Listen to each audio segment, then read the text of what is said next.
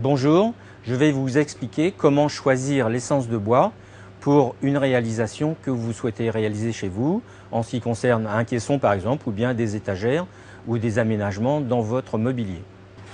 Alors il existe de nombreuses possibilités. Exemple ici, vous avez un contreplaqué. Donc c'est un empilage de plusieurs couches croisées de façon à donner une bonne résistance.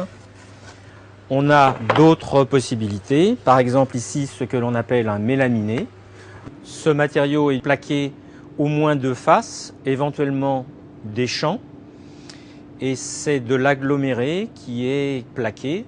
Donc l'inconvénient de ce bois ou de ce produit, c'est qu'il ne résiste pas très bien à l'humidité. Ensuite, on a des panneaux de particules toujours agglomérés, mais qui sont plaqués sur tous les champs, tous les côtés. Donc le prix de celui-ci, bien sûr, est supérieur aux deux autres précédemment. Autre panneau de particules, avec ici la couleur sombre que l'on peut choisir sur un catalogue. Il suffit d'aller, bien sûr, dans les grandes surfaces et de prendre, en fonction de l'épaisseur et de la couleur que l'on souhaite, le panneau adéquat. On a aussi ce que l'on appelle des tablettes.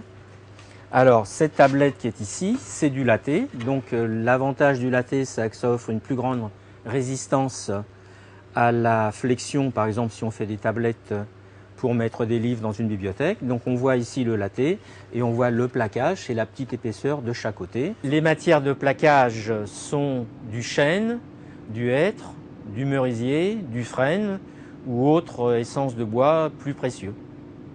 On a aussi des tablettes comme celle-ci, qui sont plaquées sur toutes les faces. Et celle-ci, elle est en médium, donc on peut voir ici la qualité médium. Donc c'est du bois reconstitué. C'est une espèce de poudre avec de la colle et il est plaqué. C'est certainement la meilleure qualité au niveau résistance.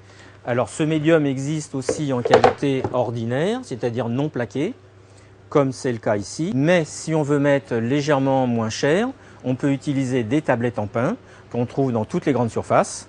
Et l'intérêt de ce genre de tablette, c'est qu'on a l'aspect bois qui résiste après la finition, après le ponçage et après le vernissage.